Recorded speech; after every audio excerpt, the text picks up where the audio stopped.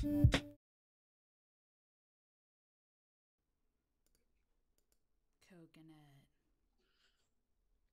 Oh my gosh! Hi! I see our beautiful Yay. faces. Oh, here we all are. Here we all are. Oh my gosh, you're already all here. This is great. It's amazing. It's amazing. I love being here with all of you with no DM pressure on my back. This is like really exciting. I can imagine. Thank you, Switz, for yelling, Celeste! It's me, Celeste! Hi, everybody. Welcome to not a typical edition of Venture Maidens this week. We just wrapped up our Arc 2 finale last week. Brittany and I, did that. So we figured it was about time for another question and answer session. We did one almost exactly a year ago to this day. So excited to come again and answer all your questions. And we've got a long list of questions from you folks. Thank you so much to everybody who submitted them. You can, of course, if you are in the chat, throw your questions in there. We might get to them and it'll be great. But yeah, we're just going to kind of casually go around. We've got a whole list of questions here. And then we have something really exciting to announce at the end that Sage is going to be doing. So you got to stick around towards the end, especially if you are one of our Patreons. You will definitely want to stick around. But who wants to open it up? I guess we should say who we are. Do you not know who we are? Why you're listening to this episode? We are. Yeah, why are you listening to this episode if you don't know who we are? But I guess I'll say it anyway. My name is Celeste Konowich. I'm usually your DM, but today I will be an answerer of your questions. I am Brittany Quintero. I play Arnadel Ithil, the Moon Elf Warlock, and I will also be an answerer of your questions today. Yeah, last time we came up with roles. Yeah, fuck. Wait, what were? Oh, I think I was the captain. You were the cruise captain. Ah, yes. Welcome back. Yeah. It's me again, your cruise director, Celeste. That's what it was. I'm a master of fun. Master of fun. Well, shit. Then there's nothing left to do. Be the cabana boy. The who? The cabana boy? Yeah. Sure. Where's Okay. Speedo? I'm your cabana boy, Nassim. And I'm Sage, and I'm your friendly neighborhood booze hound. Yay! The drunk, the cabana boy, and we're all ready for Gilligan's Island and your questions. Hell yeah! Who wants to start off with a question? Who should do it? Let's establish a rotation. Who's gonna go first? Well, on Twitch, I'll go ahead and tell you what the order is from reading from right to left, top to bottom. So Celeste, you would be the first person. then it's Nassim, okay. And then it jumps to Sage, and then me last. Okay, so we will go ahead and we will pick a question and ask each other them in that order. All right, so here we go. Okay. I am going to start off right at the top of the list here. So this is a question that we got from Zeke, also known as Fantasy Ecologist. What were things you learned about the other Maidens, characters, or people during gameplay that surprised you? Ooh, that's such a good question. That's a great It's a good question. That surprised us. So should the next rule be that the person who reads the question answers first, and then we go ahead and stick to our rotation order? That makes sense. I think the person who answered should be last, read it should be last, because I read it and so I wasn't thinking. Okay. Oh, fair. Or just whoever has an answer, so we're not waiting around. Just do it. Okay. We're so diplomatic. All right, go ahead. Sorry. Oh, we're too nice. Stop it, guys. We've been doing this for 50 fucking episodes. Sage goes first. Go. Okay. I would... Ooh, I guess the thing that surprised me about, I mean, I guess not, I don't know if this necessarily surprises me, but the thing that I've definitely have enjoyed and has caused surprising elements in the story is Saye's like ultimate devotion to her moral code, and sometimes the things that she like prioritizes has surprised me. Ooh, yeah. Oh. That's a really good observation. Truth. Yeah, sometimes I don't even. So I don't even know what's happening. I'd rather not be doing this, but she would, so. I definitely feel that. I'm like, I know, Cara, I know this is not a great plan for you, but this is what you would do. That's for sure. Yeah, there's time like you walking up to that headless horseman, and I'm like, what are you doing? Well, that's good to know, at least, because then I don't constantly doing the same thing over and over again. Like, here we go, she's being the moral one again. Like, here we go again, getting all self-righteous with your law. It is based in morality, though. Like, her morality is definitely like. Ooh, I'll be right back. I think my food's ready. Yeah, that's monk life. Hashtag monk life. Yes. Oh man, I think I'll jump in since Sage walked away. And I don't mean this in a conceited or narcissistic way, but I'm still surprised that we established Arnadel was a virgin. That was a big what the fuck. It certainly was. Like it was definitely a moment like while we were doing that battle, and like I remember that episode being fun, super fun, because we were all laughing our asses off, like the majority of it. I can't remember which one it was. It was like way back, like 11 or 12 or something. And we were all like battling that Medusa. It got hairy super fast, and it was super exciting because so like it was just like, fuck, I'm a virgin. That was surprising. That was it though? Yeah. A little bit. Since you're like 120 years old. That's any elf that's a virgin and it looks like you is just like, what have you been doing? Where have you been? Did you not pick up on social cues? Yeah, I think the biggest thing for me, the thing that still surprises me constantly, is how you guys interact with my NPCs. I truly don't know what's going to happen a lot of the time. Like, I didn't get too spoilery, but the episode with Arnadel last time, the season finale, I had no idea how that was going to go, because you all surprised me with bold and interesting choices every single NPC encounter. Like, because I know all of you really well as people, and I think I know what you guys are going to do, or what you would do as like Brittany, Nassim, and Sage. But it's continually throwing me for a loop, like how the characters react to things and how strongly they react sometimes or not. Like, you guys make really, really bold in-character choices that are awesome and make total sense for the character, but it really is, I'm learning as much about the characers every time. God, Brittany, you're definitely the wild card of the group. Really? Yeah. I never know what you're gonna do. Oh, I didn't. Shit. I feel like my character choices like make sense. Like, it makes sense to me when I'm like thinking about it. That's why it's cool, because it makes sense with your characters and you commit to it fully as your character. But it's hard, like as a storyteller, when I'm like, I don't know if you're gonna like hate this person I'm gonna introduce, or if you're gonna be on board, or it's just a total adventure for me every single time. So that's, I guess, super surprising and really, really fun. Yeah. Oh, thanks. Well, I mean, to your credit, your NPCs are like really interesting, so it's really easy to believe that we're interacting with them. And I mean, the relationships you guys make, you make big choices that define their relationships and how they are, so that's really exciting. Okay, I did my question. Who's next? Well, no, Sage didn't. No, Nassim didn't get to answer. Oh yeah, Nassim, what's your answer? I get, first of all, how funny and witty Sage is, like, all the time. Aww. Oh my god.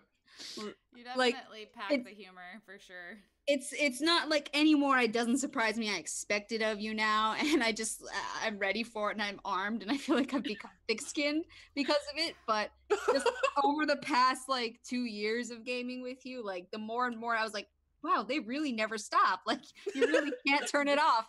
And like, not that it's a bad thing at all, but it's like, I can't keep up. I don't know how it just keeps coming to you. You could just crack a joke out of nothing. So, and I have mad respect for it. Same. Your dad jokes are They kill me. Dude, that's the thing. It's like top line on my resume. It's like Dad joke Dad joke. extraordinaire. I love that we're all just like massaging each other. We're just like, that's why Q&As are so great, because we can just say nice things about each other for an hour.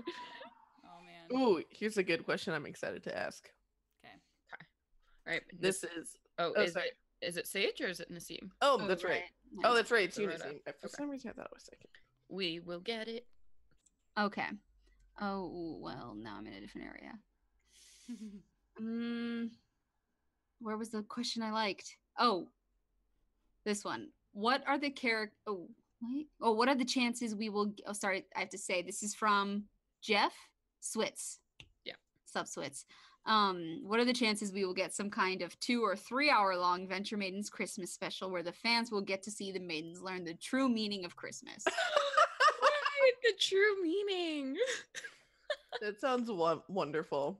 We can just have like a Downton Abbey special. Oh my God, we'll just all hold hands and give each other presents. Oh, that's the true test. What do we all give to each other for presents? Oh shit.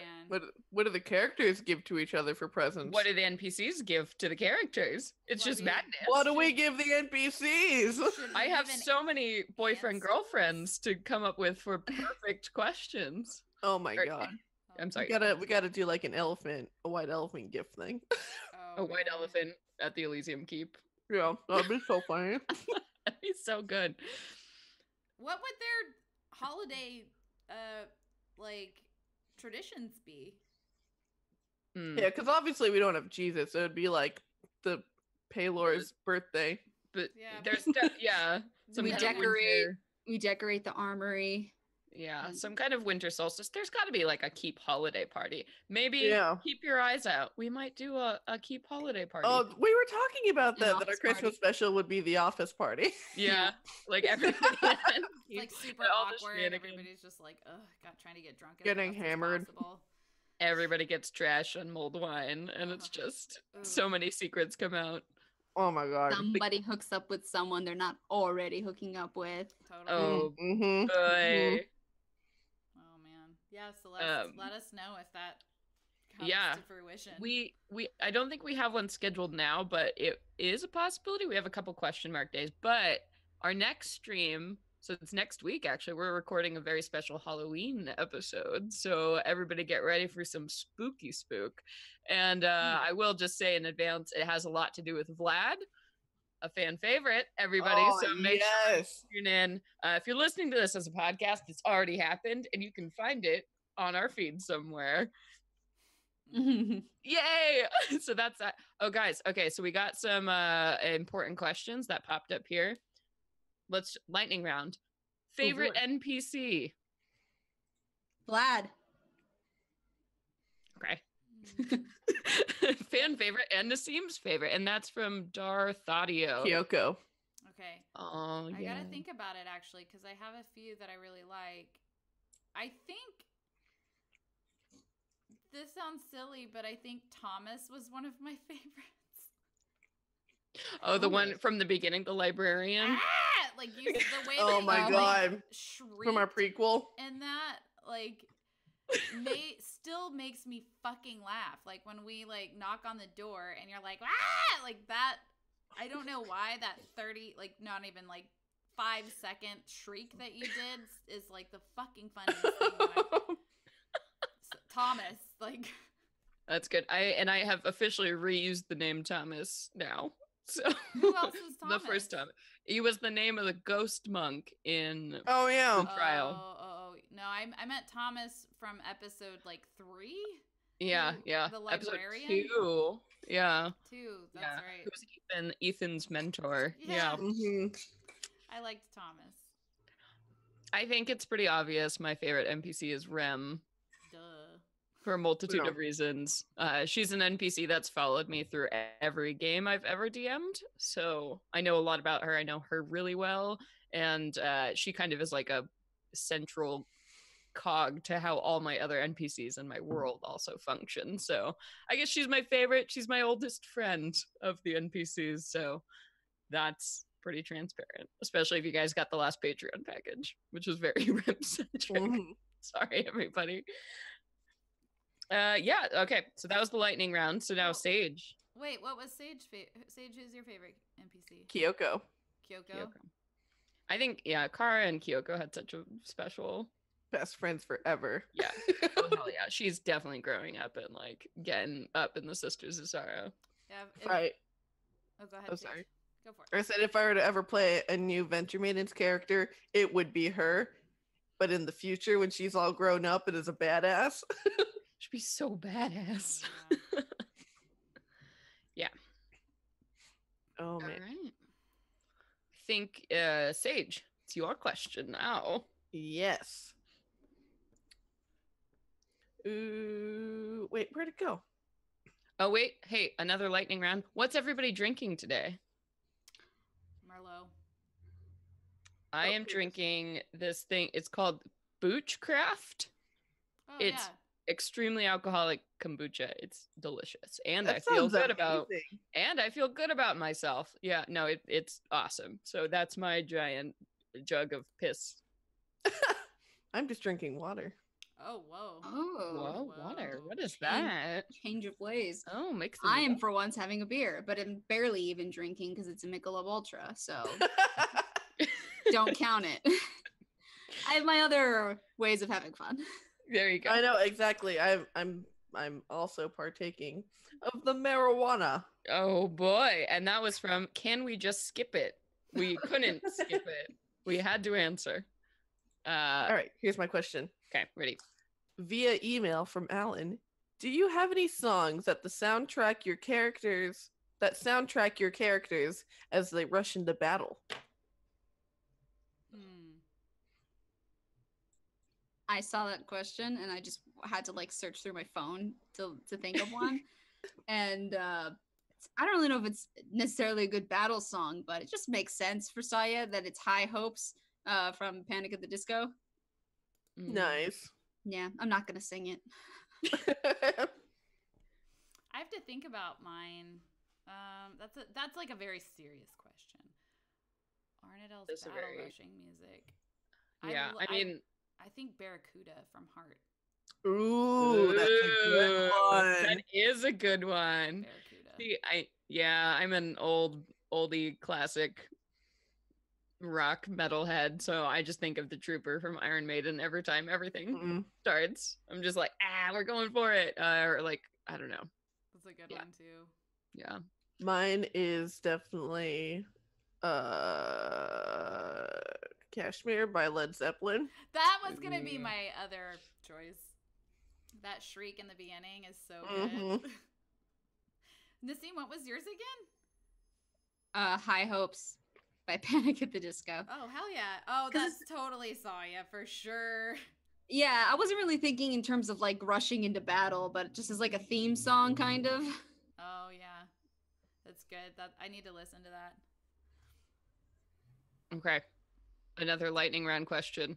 Okay. If there were Halloween, what would the players dress up as? I love that. I love That's such a great that. question. That one is also from Darth Audio. Thank you. Arnadell would Mm. who she dress up as? Cars would have to be a pun. Yeah. Totally. I think Arnadell would probably dress up. I'm trying to decide if she would do something like scary or like try to be cool. I think probably a mind flayer because she thinks those are terrifying. Oh god. Yeah, she would try to like craft some kind of weird tentacle thing and like figure out a bald cap, and it would probably look hilarious. Oh god. Oh my god. Yeah. You wouldn't do like a cute couples costume with like Aaron and Arnadell? I don't know. Is he alive? Hey, no spoilers. Yeah, I don't know what kind of couples costume they could get into, but like maybe. Yeah, she'd probably do if he suggested it. She wouldn't be the one to be like, "Hey, do you want to do a couples costume?" Yeah, She would already have her costume planned, and then if he suggests it, she'd be like, yeah, let's do it. Right, she'd be like, damn it, Aaron, I've been working on this Mind Flare costume for 2 weeks. Oh no, she would. Now you want to do a couple's You costume? don't even get it. No, she wouldn't even say that. She would just be like, oh yeah, like she wouldn't even tell him that she had been working on something. She'd be like, yeah, that sounds great, and just like stuff it in the closet with her foot. Slam the door shut. There's nothing in there. What would Saya do? I don't know. Like it's in my head, it's kind of a toss up between some old hero from a folk story that she grew up admiring or her favorite animal. Oh, what is her favorite animal? I don't know. I might have said it once, but I don't know it now. I feel like it's something like a cheetah or like a tiger. or Well, something. that's my favorite land animal. That's my favorite land animal. Oh, I see. That's why I feel like it's a Cheetahs cheetah. are the shit. I feel like Rem would do something shitty, like a sexy something, like a sexy, Sexy corn. Have you like seen a that one? sexy, sexy corn. Yeah, she would do something sort of ironic, but not really. Yeah, like a sexy bard or like the rock star costumes, or be like, oh, I'm a sexy knight, Oh, man. and then like, oh, bikini male. That's so funny. It would Yeah. also be kind of funny to see her in like a religious garb of some kind, Yeah, like sexy a nun. pope or That a would be nun. hella funny. She'd do sexy nun, sexy cleric. Oh man. Sexy definitely. cleric of chastity. Yeah. Did you guys hear about those? Apparently, there were very tasteless handmade tails, like sexy handmade tails. Oh yeah. Bad news Wow, bears. that's super shitty. They removed it apparently, but it's hilarious that happened. Yeah. Oh my god, the fucking irony. Yeah. I also feel like Kristoff would be like a cat, because he'd want to try, like, but not really. Just Or put some mouse, whiskers yeah. on. Yeah, like in little ears. What would Vlad do? Nothing. Oh, I know what Cara and Gidget would do. What would they do? Oh man, so Cara would dress up as like a stage musician, and then Gidget would be her rabbit. Oh, that's cute and weird. That's super cute. I like that. Oh, you guys, shut up. Internet, yours to steal. I dig it. That's super cute. Do it. All right, I picked out a question. All right. You guys ready? Yes. This was sent via email from Zeke, fantasy ecologist. And the question is, what is a memorable moment you can share from previous games you've played together?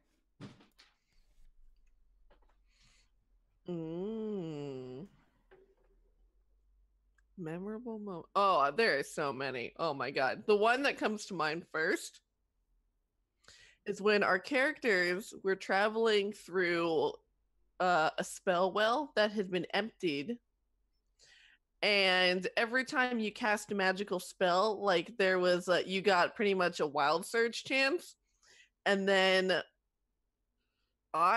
we were like in the middle of battle, and I like tried to cast something, and then my character became 1/8 her height, and then she tried to cast another thing, and then again became 1/8 her height. And you know what?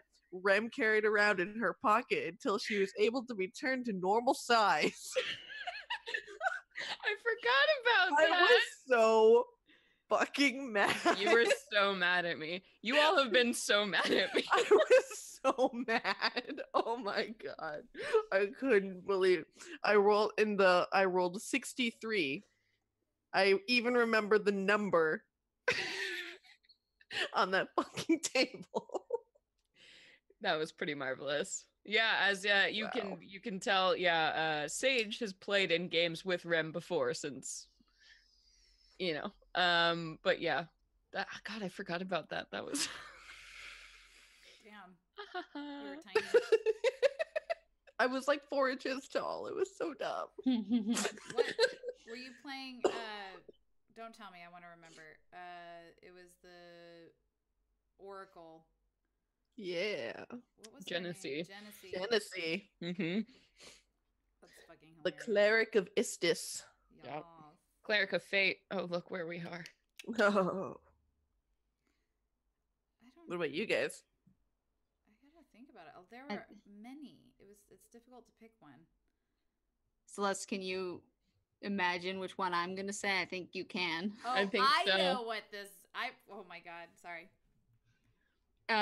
The first game I ever played back in high school, where Celeste DM'd for a whole bunch of other chicks in our drama class. We had already played like months and months, maybe a year already, and at some point I had a love story with my character and one of her NPCs, and he died, and he came back. I don't remember how close it was. Maybe it was even the last game. That was the last. That was the very last game. The last game. My God. And he comes back in the most beautiful romantic way, and it was so unexpected. And Celeste had like written a love letter to me, and it was crumpled up. It had like the tea stain on it. It had burned edges. It had a ribbon around it. There was just so much work into this beautiful comeback scene, and I cried. It was it was magnificent, and I will always remember it.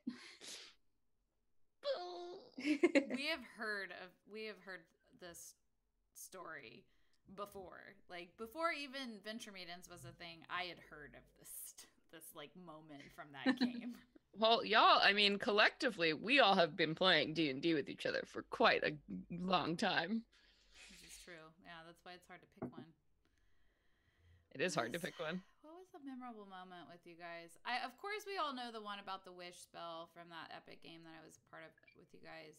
Mm-hmm. But I would say, honestly, I think maybe like a memorable one, because I still think about it, was like right before I moved, like I didn't know what you had in mind for how my character was going to exit the group. And like you turning me into a demigod was pretty fucking sick. Like I was trying not to, I think I choked up and I wanted to like say something epic and I didn't. I think that was memorable. That was pretty cool. I remember that. Oh man, when were we gonna encounter Lanadel in the Venture Maidens? I know. I would love to encounter Lanadel. We're getting close. I mean, Patreon package Galen was mentioned, so. Oh shit, Galen! Galen's rad. I'll never look at a raccoon the same way again. Oh yeah. Spoilers for all of you here if you got the package. Nobody else will know. I can't pick.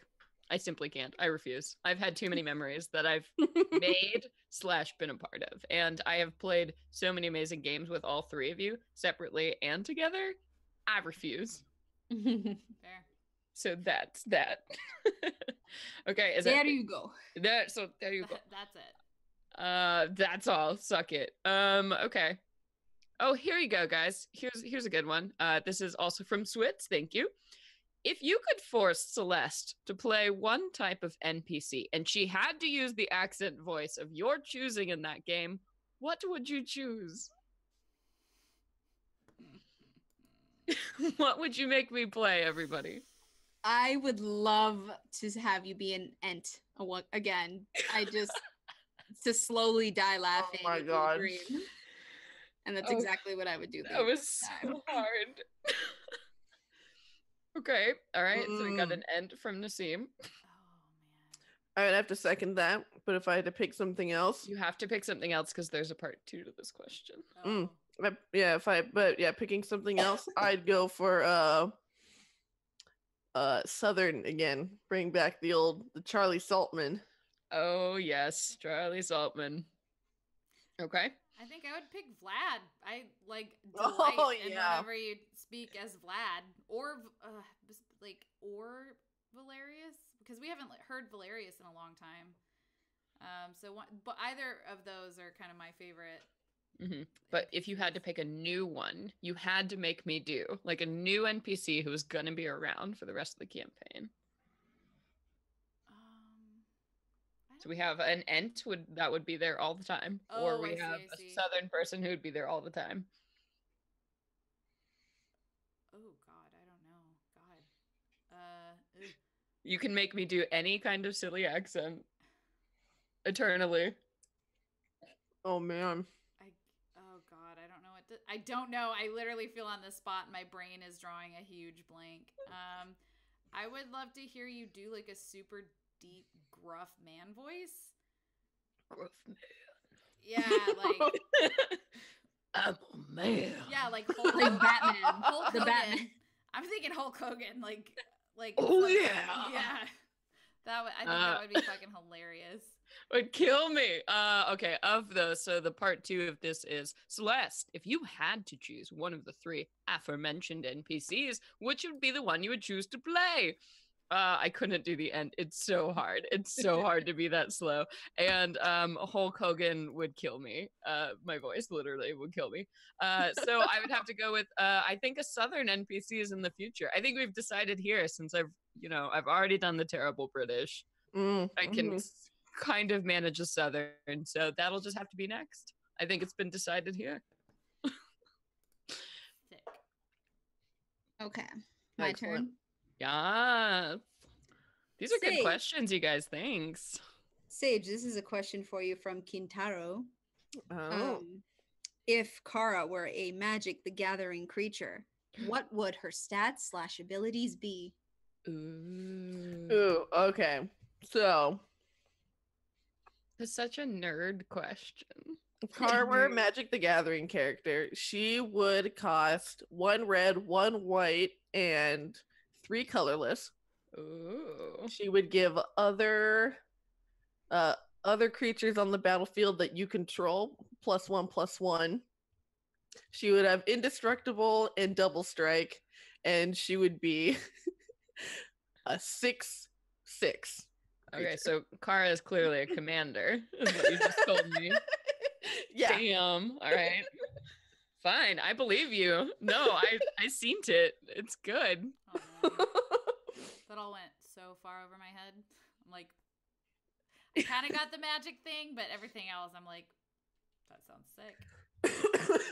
It's awesome. Basically, Cara would be too awesome. Would be super overpowered. What do you mean? As she is in all things. and would break the game. Yep. What do you mean? You've never broken my game. I don't feel intimidated picking monsters for Cara. Oh man, I will never forget that one moment when we were fighting the Mind Whisperers and they did Crown of Madness on me, and I was like, all right, I used my bonus action to rage. And you're like, go drown a kitten. I have nothing to say to you. Oh my god. Oh, so good. Oh, man. I'll keep trying. I'll just keep throwing things till they stick to the wall. All right, let me pull up my question chart. Ooh, Nassim, I'll fire one back at you. If Saya had a signature dance move, what would it be? The Running Man. What is the Running Man? She Can you actually please did do the Running demonstrate. Man. What is this? I can't demonstrate Oh. it. I don't want to move anything gotta around and have stand. anyone see It's my when room. you do the thing with your arms and you're like running in place. And you're Yeah. Oh, that's hilarious. And true.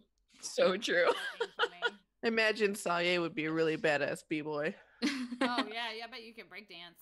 Probably. That Hell might yeah. be her go-to. I imagine her signature move is the worm. It's the wave. I think I'm turning into Sage.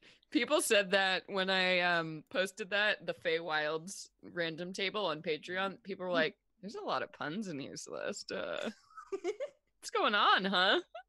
What's going on? And even somebody was like, okay, so Celeste says a pun and everybody's fine. And then Sage says one and everybody freaks out. Right? It's like I said, it's nonstop. So it almost evokes a whole nother kind of emotion when We're it's saturated.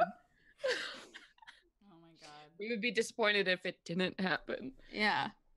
Oh, God. Oh, boy. What would you guys even do? I don't know. Everything would fall apart. Oh, man.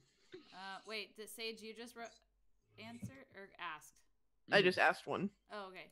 So, the question that I have chosen is from Alan. And the question is, have you considered retiring a character and bringing in someone different? I don't know. Have you guys? I hope not. Yeah, us? Yeah. Yeah. I would be okay with having to start another character. I mean, I love Saya, but it happens. So, and it's just, we've also been playing, this is the longest game I've ever played, so I'd be okay with trying something new. Yeah, we're almost at 2 years? Mm-hmm. Yeah. Oh, At least. well over 2 years because we started in July. Oh, shoot. Yeah. Oh, it was a 2-year anniversary in LA. Yeah. We sang happy birthday to ourselves. And we had a cake with a dragon on it. It was A broken ass dragon, which I still have. It is still crusty, sitting on top of my bookshelf. That's pretty funny. Because Oh, I'm a God. nasty boy. Yeah. I think. I don't know. I mean, I don't know what's gonna happen when we hit the end of arc 4. Because I definitely know that we're going to go through each of the character arcs, and then we're going to have arc 4, which is the story of us dealing with the issue. I don't know after that. I think I'm the kind of person who makes, like, I just make new characters because it's fun. Yeah. I just always have characters on hand. I'm like, oh, we need a level 6 character. I'm like, great, I have 7. What does the party need? So I'm always super excited to explore new characters, and I think after depending on how everything in the story goes, at the end of arc 4, Cara might be ready to settle down and retire from adventuring and start a family, and So I mean, yeah. Or meet her match. Or she dies. Or that is a very real possibility. Well, because that's also where I'm at, because I don't know if you guys are gonna survive any of this. So I guess I'm just playing it like we'll see what comes, I guess. I am very attached to my characters. Like, I don't like switching them because I think I'm still learning a lot about how to role play. So, and character creation takes a really long time for me. So when I make one and I start to maybe their backstory, starts to illuminate itself with me and I get familiar with it, I get really attached. I mean, obviously, for the sake of a good game and a good story, clearly I demonstrated this a couple of episodes ago. I'll do what needs to be done, and if it's the right character choice, even if I don't really want them to die. But I don't want to make a new character sheet for Arne. I love Arnadel. I don't want her to die. And I hope she doesn't. I'll do it, but I really hope she doesn't. Yeah, I think one of the cool things about the way we play, and certainly the way I DM, and just I think our style as a group in general, is we do really, it's where the story is going. So if the story demands a character switch, or if there's a death or something else, I think we deal with things as they come, which is it's super exciting, and I don't know. That's a toughie. That's a toughie.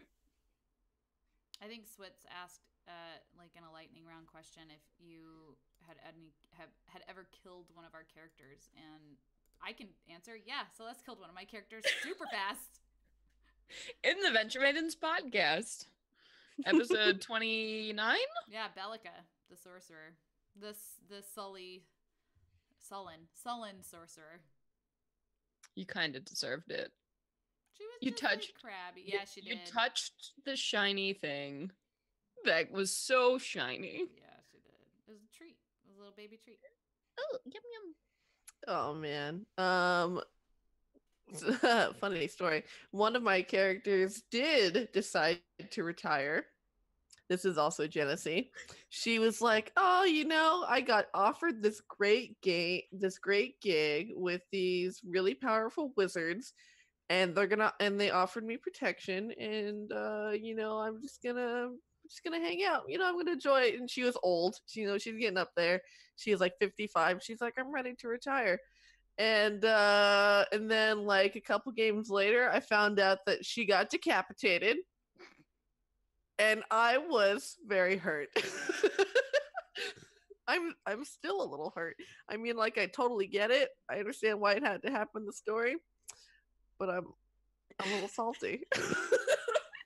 The minute you stop playing your characters, they're my characters to do it when I will. And that's why I like don't want to retire Cara out of fear, out of what would happen to her. Like, they're just gonna like come in the middle of the night, like fucking Spanish Inquisition, and kill Cara and Gidget because they're like, "You goddamn lesbians!" Oh no, I would never do that in my games. No. We play some super queer D&D here. No way. No way. Here's a fun lightning round one. Okay, if you had to roleplay as another maiden for an episode, which would it be? Oh my god. From Darth Audio. You had to pick somebody other than yourself. From the Cara. three of us, or from Yes. the NPCs included? I think you guys have to pick from the three of you. Yeah, I think so. Yes. I think Arnold. I would play Saya because like I've never played a monk. Like That's pretty rad. Yeah, I've never played one, and I'm like I'm really interested in it. Like I want to see what that kung fu shit's about. I think that would be a really, really fun episode to do if we had like an April's Fool episode where we all play each other. Just be really silly, because I would totally want to be Arnadale. Be like, "Dear diary, mood apathetic." I'm so emo today. Oh, Yeah. man. That's I must hilarious. be emo. Yeah, it would be super fun to play either one of you, for real. Yeah. Same with Cara. I don't know what it's like to be that OP. Don't know. I have no idea. Like, you have what, 3 attacks or some crazy shit like that? Yeah. And a bonus action? No, her third attack is using her bonus action. That's fucking And nuts. then there's action surge. And then there's action usually surge. 6. I don't know. Okay, if you guys had to create an NPC as your character, which would it be? Well, I already played Gidget, and that was hella fun. That's true. You already played your boo. I'd play her forever. I don't think it comes as a surprise, but I would totally want to play Aaron Shadewalker. He's a BAMF. His character sheet is posted on Patreon. I haven't looked at it. I should look at that. Yeah, I think I'd want to play him. Just like see what he's about. Arnadale's still getting to know him, or is she? Dapper Ranger Rogue. Oh. Crest class.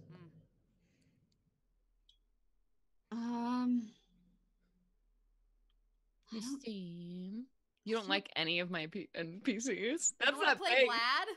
It's not that I don't like any of them. I just don't know whose like shoes I'd want to be in for a day, you know? Oh yeah. I think it would be really cool to be in Rem shoes. Oh yeah. Oh, Rem shoes I for don't a know day if I would want be to. a lot. Yeah. You might glimpse the unthinkable.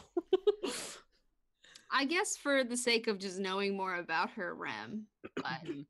probably different reasons for different people. I'm very bad at choosing like that. Same. I literally can't even make Rem's character sheet. I can't. 5th edition has not given me the rules. 3.5 gave me the rules. 5th edition has not given me the rules. Unfortunately. Yeah, okay. That was the lightning round. Is it my turn to pick? Mm-hmm. Okay. I'm gonna go grab another cup of wine real quick. Yeah, I'm kind of. How are you guys feeling? You feel like we can do this for a little bit longer? Like what? Yeah. Oh yeah, totally. Yeah. I This thought is I super thought we were chill. gonna do like an hour and a half. Like, are we? Yeah, because I might want to take a bio break. Yeah. Like a real. Oh yeah, I would like to prepare some tea or some such. Mm-hmm. Do we have a little screen for a bio break, or we just want to? Just you guys get Okay. to stare at our Hey, backgrounds. guys. we're gonna go on a bio break, old school style. Be back. Oh yeah, we did used to do this, didn't we? Yeah, just like leave. I feel like we haven't Before, peaked in an episode. well, before I quit smoking, I had to go out for breaks, but now. Oh yeah, true. Okay, BRB. Okay, bye. We'll be right back.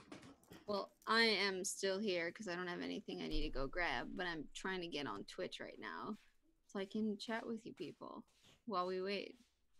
It's too much of a hassle for me to get up out of my desk.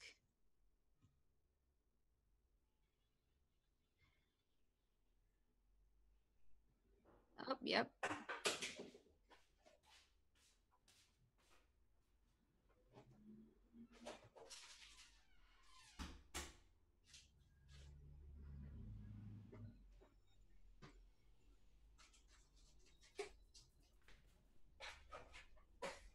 Ooh, what you trying to ship post about?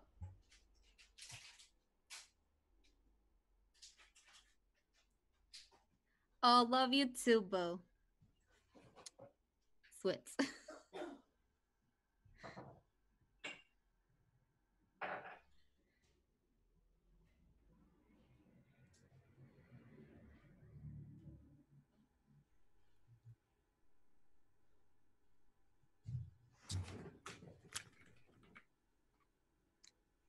No, nothing.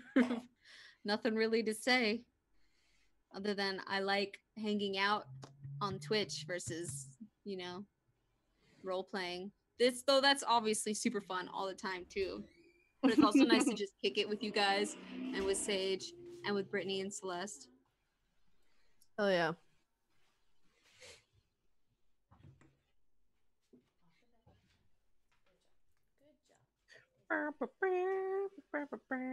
Oh boy. It's too hard to like go onto Twitch and hang out and be on the chat while you're playing. So this is the good time to do it. Yeah. I gotta leave. What'd you say, Britt? Oh, it gets super distracting. I'm just like, I want to engage, but I'm like, What, the chat? Yeah, while we're playing. I hung out with them very briefly, but the delay is so hard. Yeah, oh god, that is something I super regret, not being able to engage more with the chat. I know a lot of other streams and like podcasts, the DM is really involved and can do that, but I feel like our game in specific is very intensive and we cram a lot into an hour and a half. So yeah. I don't think, I just don't feel like I have time to stop and talk to folks. Yeah. Just kind of a bummer, but like, maybe another game one day if I'm ever running another stream and, you have like those 3-hour blocks of time, there's a lot more room to breathe and interact. And okay. Is it my Q&A turn? Yeah. I think it's mine, right? Oh, right. Yeah. Okay. Oh, yeah. Okay. How about this from Eric? Do y'all have any tips for doing theater of the mind style play? Because I rarely use grids when DMing and in my home game, and hate using grids on things like Roll20 because of all the finagling and you're highlighting it while I'm reading it. Oh, sorry. I've been trying to keep on top of it. Sorry. Because of all the finagling that goes on with it. Do you have any tips for making the theater of the mind better for my players?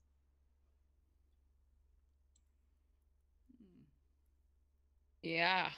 I mean, I think I've always been a big theater of the mind person. I know I went through a brief period of DMing where we had grids and it made things a little bit easier.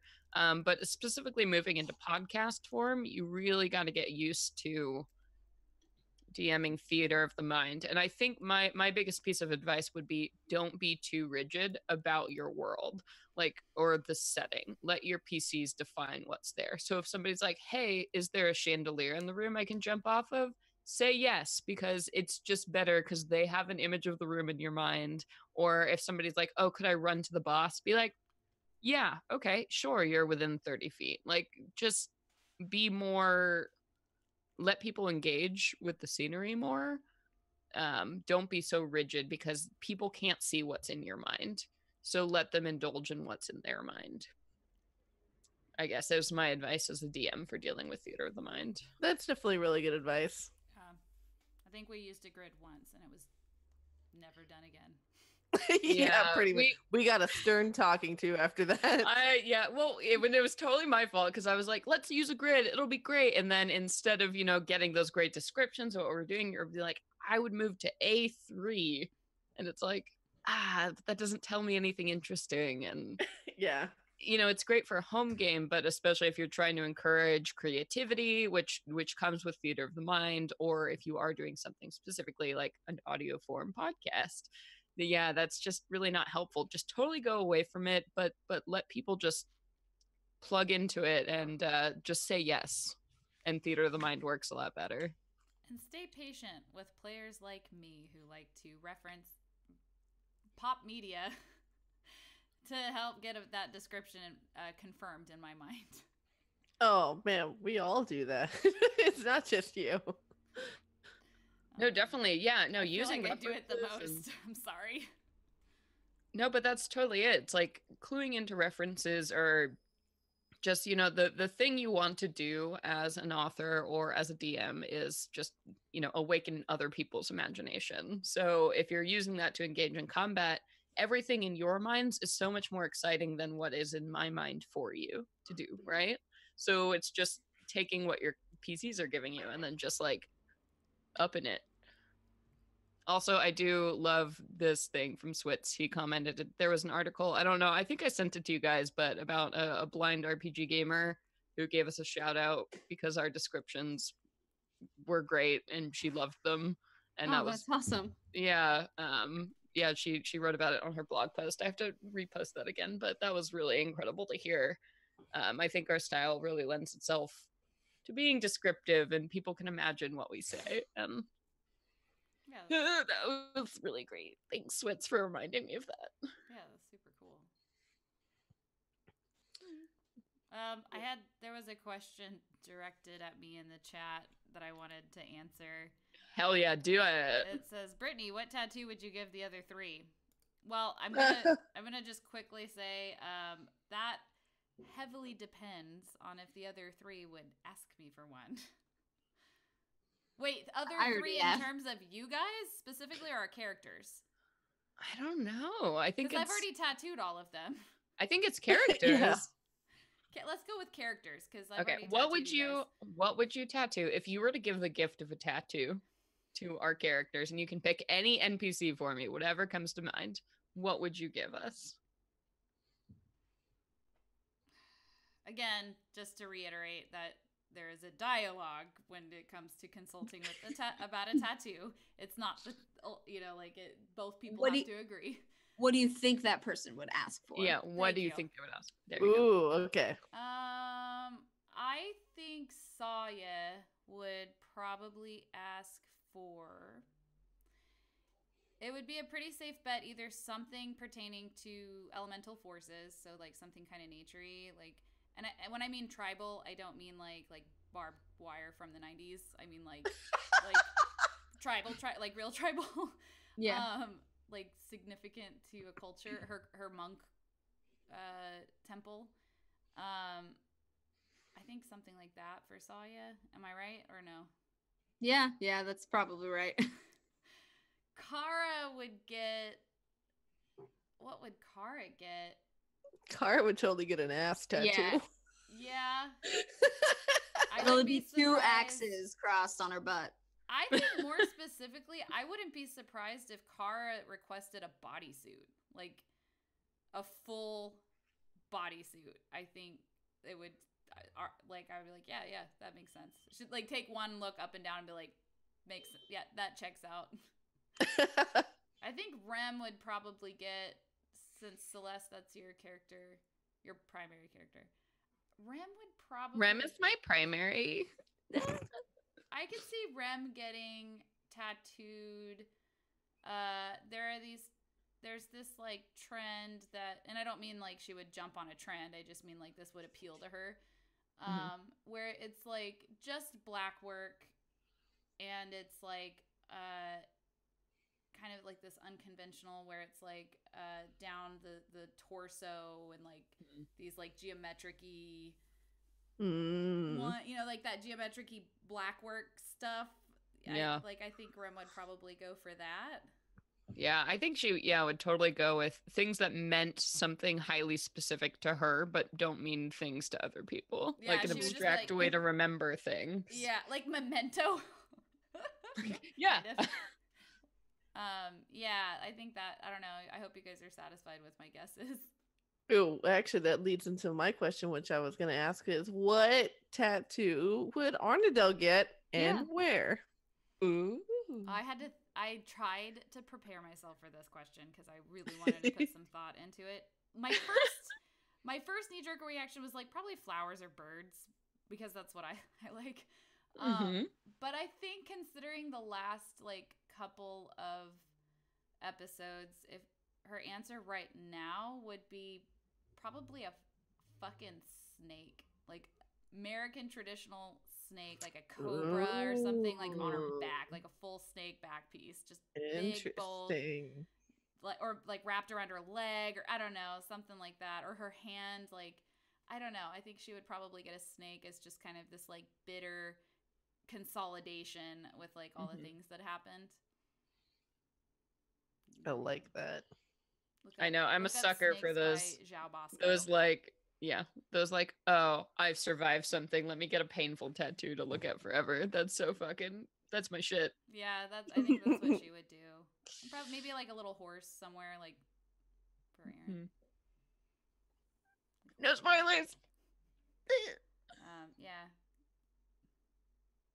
What tattoos would your characters like? Yeah, what would you guys get?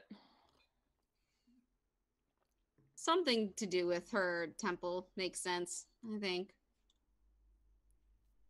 Type. Yeah. I feel like Cara wouldn't get a tattoo necessarily, but I feel like the thing that she would go for first would be a branding of the Sisters of Sorrow pins, on the inside of her forearm. Are we They're there for you? Are those branded into our hands, or they are branded, but they're not pretty brands. They're if you were burned by something, it's like a cattle brand. Okay. As opposed to a tattoo. Yeah. It burned. It hurt when it happened. So now it's more like scar tissue. Yeah. On your hands than anything else. I weirdly had a super high constitution save when you told us to roll that. I was like, it's fine. This is fine. Huh, cool. Good to know. Whose turn was it? Mine. Tis mine. Tis yours. Tis mine. Hold on, I gotta open up my window. Where is it? What? So, Celeste, I'm gonna ask this one that's directed towards Chu. Okay. What are you most proud of as a DM? You guys. I'm proud of no. I'm That's proud not an answer. Come on. What a cop all the out. time. No, I'm so proud of you every single fucking day. You make this story awesome because the thing is, I write this story, right, barely. And I tell it to you with my words every other week. But the way you interact with it and the way you appreciate it and then bring it to life is really what makes it special, because otherwise it's flat words on a page, right? And it's just empty description boxes. So the fun that I get to have is when you guys all believe in it, when you interact with it, when you make it real and special. And I am proud that I assembled such a killer group of people. I think, because I listen to a lot of D&D podcasts. I'm not throwing any shade, but I listen to them all, and I'm just so proud that I brought 3 of you specifically together to tell the story, because I feel like it's fucking magic when I put you in the same place. So I am proud that I brought you to this thing. That is my proudest thing. It's fucking, it's too much. I'm so lucky. And it's awesome. Super proud of you. That's fine, but that wasn't the question. I want to extend that question. I want to demand that you give a little bit more of a answer that's specific to you. Something Ooh. that you believe you've worked really hard on that maybe isn't acknowledged as much or something. Or maybe it is, but like you're Your proud own of it. skills as a DM. Yeah, like what you about your own? directed Yeah. specifically Okay. at you, yeah. Okay, I think so my own skills as a DM, I think for Venture Maidens specifically, because we started this and I had to get really good at running games in an hour and a half and on a schedule. And I think consistency is something I've really grown in. I think I've really been able to inhabit this world really well that we've put together, and I'm familiar and comfortable with it, that I can roll with changes and punches as they come. I think I've gotten a lot better at tapping into a situation and making it work and making it electric consistently, I guess, if that makes any sense. Yeah, dude, you totally. bust your ass super hard. Like, I can't even pretend to like acknowledge how much you bust your ass behind the scenes that I'm completely unaware of. Well, what's great about it is that, like, even if everything is thrown out the window and I don't have notes on it for that day, I feel like I've gotten a sense of where you all are and where this narrative is. So I can tell this story even with zero preparation. I could walk into this world and this group of characters and know what to do and have a sense to like plug into the storyline. I guess that is, I think, something that I've grown as a DM, and I'm proud of that. But I'm mostly proud of getting you guys together and making a great show. Very good. Good. Both great answers. Oh, thanks. Oh, hell yeah. Well, now I have to pick one. It's your turn. Your turn. Okay. That was a Chris D'Elia reference. Your turn. Okay, well, I'm just going to answer this because I feel like it's quick. And for me, sorry. So via Twitter from Dan at Freak Academic. As someone only tangentially familiar with official D&D settings, I've been curious, how much of this world is homebrewed? Do you typically make your worlds from scratch, incorporate elements of the official settings where they fit, or do you generally play in an official setting? This entire world is homebrewed. This entire world was actually homebrewed before 5th edition. It's a world I made up that I wanted to use when 5th edition came out, because I thought it was a good world. My experience in D&D, I was mostly doing homebrew. I didn't actually, I've been playing for about, 10, 11 years, but I've only actually ever run my first module was last year when I ran Curse of Strahd. So it's all homebrew. The thing we do use that's consistent with all the books, we use the rules, and I use the monsters from the monster manuals. Sometimes I make up other monsters, but that has been my big commitment. I remember when I ran 3.5, I actually never owned a monster manual. I just made up the monsters. I don't even think you ever ran the monster from the monster manual. I never ran an official 3.5 monster ever. I did not know that. I never owned one. That's like the 1.3.5 book I refused to buy. So, but now for our campaign, whole campaign is homebrew. I made it up. I typically make them from scratch. I do love incorporating, of course, traditional fantasy elements and elements that are common in the Dungeons and Dragons settings, but that's pretty typical for me. But I do use the monsters because now it's nice to be able to like, oh, look at this cool monster. I want to put it in my game. Mm-hmm. So that was my just hard and fast answer. Good Question. One. Fucking good one. I think we're getting close to the end of the question list, guys. Yeah, let's do it. You guys want to like shoot for finishing those questions and then call it a night? Heck yeah. Ooh, there's a really good question that I saw in the Twitch chat, which was, what's the next character, class, race, and background you really itch to play, not necessarily for this campaign? Ew. I don't have one in mind just because I don't know all of those things at the same time very well, especially the backgrounds. I barely knew about them through a long chunk of this game. You're figuring it out. But I'm figuring it out. So none really in mind, but I just always love fighters, so I'll probably keep playing fighters. Oh man, fighters are the best. Yeah, straight fighters are the best class. They're so good. They're Oh so my good. God. They're so boss.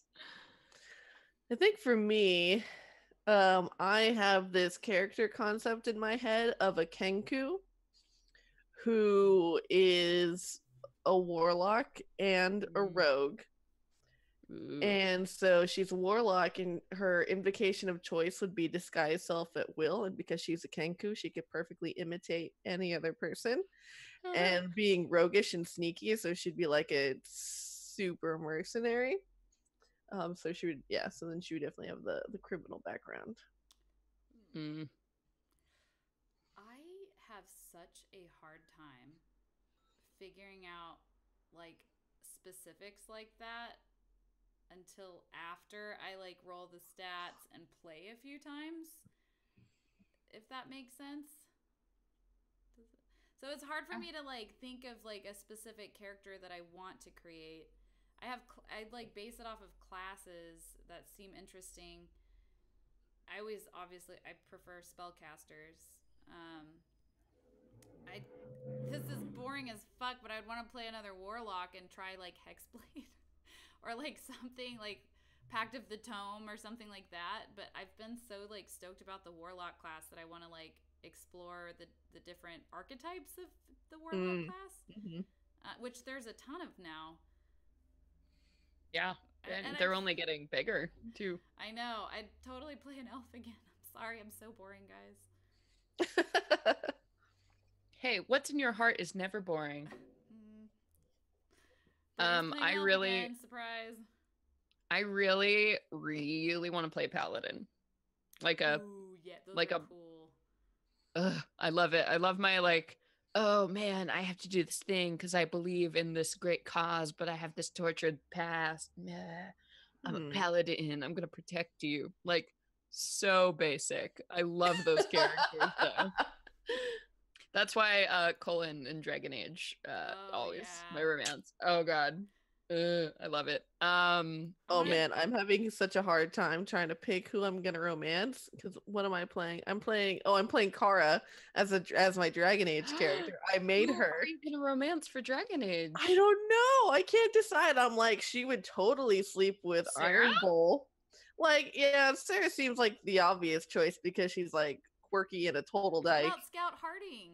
Even though You that's can't not romance her. Have sex with Scout Harding. What's the point? Sex with her, but you can flirt with her. Oh man, So? I mean, I obviously do flirt with her, but You like, flirt with everybody. yeah, exactly. Until you can get away with it, because that's how all relationships I wish work. Scout Harding was a romance option because I don't know why she's not. I know And she's so fucking cute. Actually, Scout Harding was the picture I had in my head initially for what Cara looked like. I was like, yeah, she has you're a little freckles dwarf and girl. everything. Oh my god, yeah, she's a fucking badass. I love Scout Harding. Okay, wait, guys. Are you looking Very at the good maxed out lightning one? round. Yes. Yeah. Okay, you read it. Okay. I have it highlighted on my screen. Okay, read it. Okay. Lightning round. Crossing the streams. If you could put your characters and some NPCs Hogwarts houses, which houses would they be in? Oh yeah. Cara's obviously Gryffindor. Like Gryffindor. Yeah. Yeah. Sai is also obviously Gryffindor. Oh my god, yeah, we're totally the hold my beer, watch me do this. Yeah. Friends encourage. Hell yeah. I think it's pretty fucking obvious. Arnadell is also a Ravenclaw. Okay, but you guys put NPCs. Okay, where would you put Rem? Slytherin. Slytherin. That's without even a thought. Where would you put Kristoff? Hufflepuff. It's actually pretty good. Totally Neville, like 20 years later. Where would you put? Okay, I've agreed with you both. Where would you put Isolde? Ravenclaw. I think Isolde's probably a Gryffindor. She's like one of those like Gryffindors that you're not unaware of, like one of those background characters, but then you're like, oh shit. My first instinct is, oh, I hate her. She's a shitty Slytherin. But that's Rem's not really true. I totally think Isolde's a Gryffindor. She's just a grouchy one, like McGonagall. Even though McGonagall's a total badass. McGonagall's the fucking best. I fucking know. But I think Isolde's... But that's my vote. You guys tell me. I vote Nassim. Ravenclaw. I What vote was your vote? Slytherin.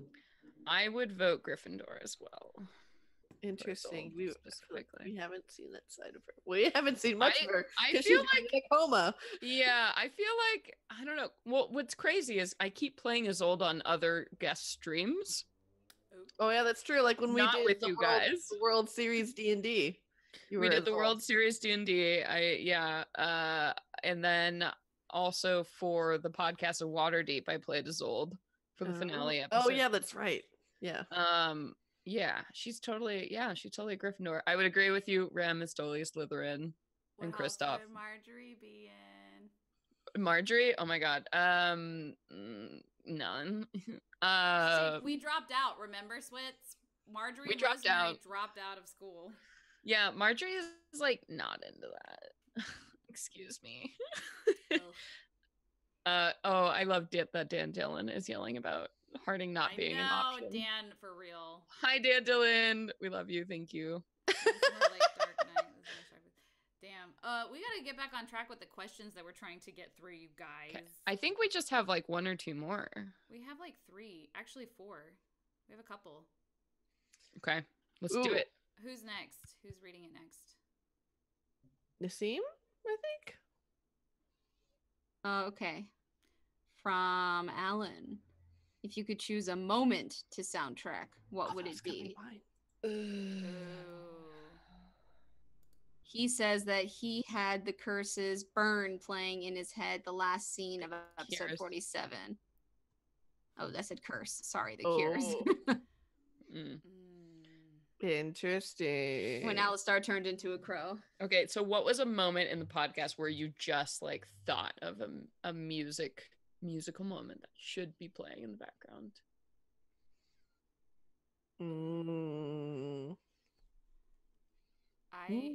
When we were battling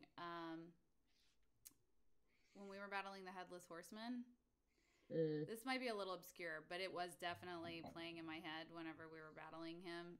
There's this band called Nadja. I think I'm saying it right. Nadja, Nadja. And there's this song called Numb that it's like this I think it's like 11 minutes long. It's like kind of doom metal. It's like very slow and sludgy. And that just kept cycling in my head whenever we were battling that. So look up Nadja Numb. It's really good. I think because I am a child of the 90s, that Friends scene when Ross and Rachel get together and it's like sleight of hand and twist of fate, you know, that bullshit. Whenever Aaron and Arnadell are together, I just can't not hear it. I just can't not hear it. It's That's just pretty like funny. it's romantic. It's not. I'm a metal. Like I just can't not hear it. It's so cute. What song is that again? Say it again. I Will Wait for You. Oh, word. Yeah, totally. That makes sense. Oh god. It's a mess. It's a mess. I'm sorry everybody. I know Friends is problematic, but fuck you. For like both of those moments, well, not really so much the nice ones with Arnadell and Aaron, more like the early awkward ones. I can't get out the sounds of like, and it's because I'm nonstop watching Sailor Moon right now. Aw. But there's like these little sound bites whenever something awkward happens. It's like pew pew pew pew pew pew. Like I imagine that during those awkward scenes. Yeah. And then for the Headless Horseman, I don't know how many of you guys know about that game that used to be a thing. Remember the unicorn jump? Oh yeah, Yes! yeah. But the metal version. The metal version. of That's it. fucking hilarious. It's like Yes. the phone game from Adult Swim. It's like Robot Yeah. Unicorn. Yeah, Robot Robot Unicorn, I Metal think is Uni- yeah. exactly what it was called. Yeah. Metal Yeah. Unicorn. They had a metal version of it, and Yeah. that song was like operatic fucking metal. It was crazy. That's That's hilarious. when I- Inches I would of like- blood. Everybody, Dan Dillon, thank you. You two, with or without you, is what is plays in my head. Thank you for reminding me of the song name. Oh. Oh no, here's one that Nassim needs to answer. Okay. Which sailor is most like your character? Oh. Sailor Moon character. Uh, You're gonna say fucking Mars. no. Saya's not hot-headed. What? Jupiter. Why are you kind of Jupiter? Or are you? I'd say either Jupiter or Venus, because Venus really wants to be like a superstar and be loved so hard. And so Jupiter does too, but she's also a lot more concerned with power and strength. So I would actually say Cara is more like Jupiter. And Sage is also like Jupiter. Mercury. But I, Nassim, am definitely more like Mars. Arnidal, Sailor Mercury, hands down. Right? Yeah, Arnidal? yeah, I dig it. I read it. I recently had this But conversation with I Nassim. feel like you're moving into like a Pluto Yeah. Yes. though, Super right? chthonic. Like you started as a Mercury and now you're just like totally making this. But you're also kind of super Sailor Moon though, because like she's so emotional. That is true. That is true. She is. At Like- Yeah. Rem is the cat. Rem is Oh. Luna. Okay, so I took a quiz the other fucking day, and I was like, "Which Sailor Scar are you?" And then I got fucking Luna, and I was like, "That makes too much sense," and I hate it. Oh my god, that's when we were in Canada, right? And we were at Yeah. the bar and we were all taking quizzes. We're all drunk taking Sailor Moon quizzes because obviously that's what you do as friends. Yep, I was Luna, which makes God so much sense. But I just want a pretty swirly wand in tutu. You can have one anyway. Yeah. Who says you can't put your cat in a tutu?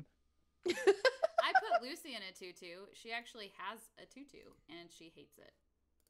She Sounds gets- about right. She gets Yeah, super sad girl, and is just like, Animals. it's really cute though. Did we have any other questions or did we get through them? I think we've got like one more, and this will be a you question, Celeste. When did you get the story for the Venture Maidens planned out? Like, did you know everything from early on, or did it take a while of tweaking and working with the final story? Yes. So walking into this game, I knew what the world was. I did not know what the story was at all. Ever. I still don't know what is going to happen. I honestly could not tell you what is going to happen in the final arc. I don't know. I have it like some speculations, but also like because the game changes so much and it evolves, I have general ideas, but I never stick specifically to the story. So I would say the story evolves each and every episode. It constantly changes. Like when we started, I knew, the Sisters of Sorrow were going to be a thing, and I knew we were going through tests. I didn't know what Arc 1 was going to be. I had no idea. I didn't know what Arc 2 was going to be. I have finally decided what Arc 3 might be about. The price of power. Price of Power was Arc 2, which we are done now. Oh, yes. Oh, my arc. Oh, yes. Now it is Cara's arc, and I think I know what's happening, but I spend a lot of time thinking about it. I think, and that's kind of, we're all writing this book together, so it feels weird to me to like plot out the whole book before we do it. So I have a very, very, very loose outline. So I still don't know. I didn't plan it out beforehand. We're still figuring it out, I guess. I hope that's not anticlimactic, but Dude, half the shit, I have no idea what's going on. And people are like, so did Celeste like plan that or script it? I'm like, I "Dude, never- none of us never. fucking know. Like, we don't know at all. You never Celeste know. doesn't know. I usually know what's going to happen the game before ish, maybe, but then you guys change it sometimes. So I don't try to be like stringent about it, or because I don't use a module and I don't really have an overview. I have a very large general scale, and the point from A to B is a complete mystery to me, but I usually have A to B planned, if that makes sense. Yeah, sounds good. I mean, Totally. we've gotten comfortable with it. I've seen you scribble notes down like 5 minutes before we start. Absolutely. Yep. No. I'm definitely a last minute planner. Also, there was a question that popped up from, I think somebody popped it up that was, are we ever going to see a world book for Venture Maidens? I fucking hope so. Are we ever going to get a setting book for Celeste World? Yeah, that's what we're on track for. Brittany and I have had many conversations about coming together, figuring out art. I've talked to a lot of folks, including everybody here, about writing for this, but you will see a Venture Maidens World book. It will happen. When it happens, hopefully it's soon, but definitely it's on our minds as soon as possible because we want to share what we are doing with all of you. Mm-hmm. Absolutely. That's a fucking flattering question. That's super flattering. Everybody's reactions right now that's happening in the chat at this moment are very flattering. Yeah, we love you guys. We love you guys. It's gonna happen. We just need to do it. We're learning a lot, as you all have seen, and you've all been part of it every single fucking day. It's how to do it, what we're doing a little bit better. We're getting better at this all the time. And one day we'll be good enough to do that. And I think it will probably be soon. But so look out for that future Kickstarter, everybody. Seriously. Yeah. Oh, so if we are at the end of the evening. We are at the end with say just such a special thing. Yes. I'm so very excited. Okay. Oh I'm so excited my camera's out of focus. Yeah, there we go. So from the generosity of a couple of $50 patrons who won't be able to play in their quarterly game, which I will be running, we have first we want to give a spot to Angel Powell because they have been spectacular as a moderator for our Venture Maidens Discord channel and being so active and supportive in our wonderful little community.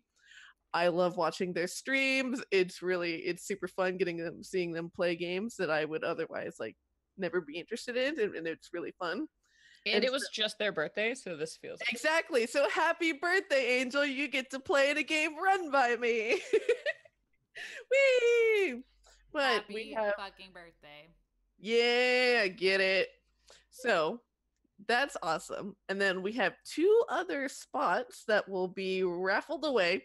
That'll be determined by my D20. So I have a list of all of the $10 patron donors.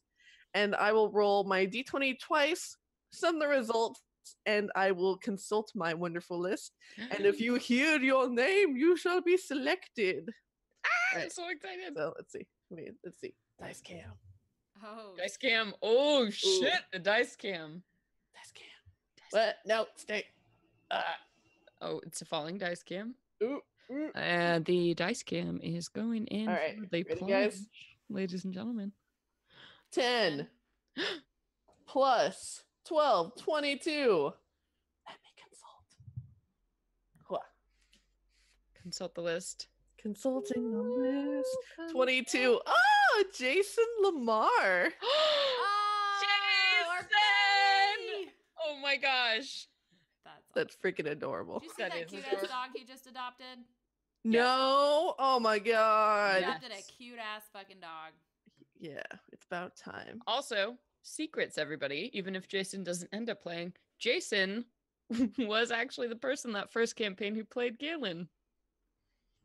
Weird. Yeah. He worked with us at Starbucks forever. Weird. Oh, so many mysteries. All right, now for the second one. 9 and 7. So that's 16. And that's FT Finner. Oh man, I forgot to look at the list where it says their actual name. FT Finner! Congratulations! Oh my gosh. Participate. Very exciting. This is going to be so cool, you guys! I can't wait. I can't wait to see Do you what guys know when y'all it's run. happening, or is that still to be announced? I will obviously, with these new people having just been randomly selected, I will have to consult with them and figure out when the best time will be.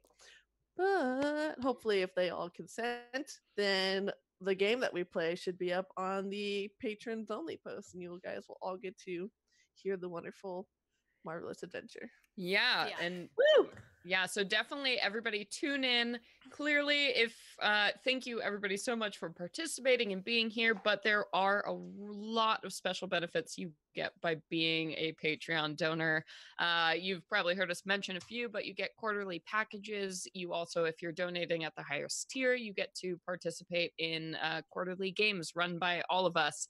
It was really cool that folks who donated wanted to give away their spots this time, but if you are a $50 donor every month, you get to play with us 4 times a year. We arrange these really special games for all of you to participate in. There's the bonus content of those games you can have access to with our packages, with all the diary entries and extra world content and lore. Everything we have is available if you become a donor through Venture Maidens. So look us up on patreon.com.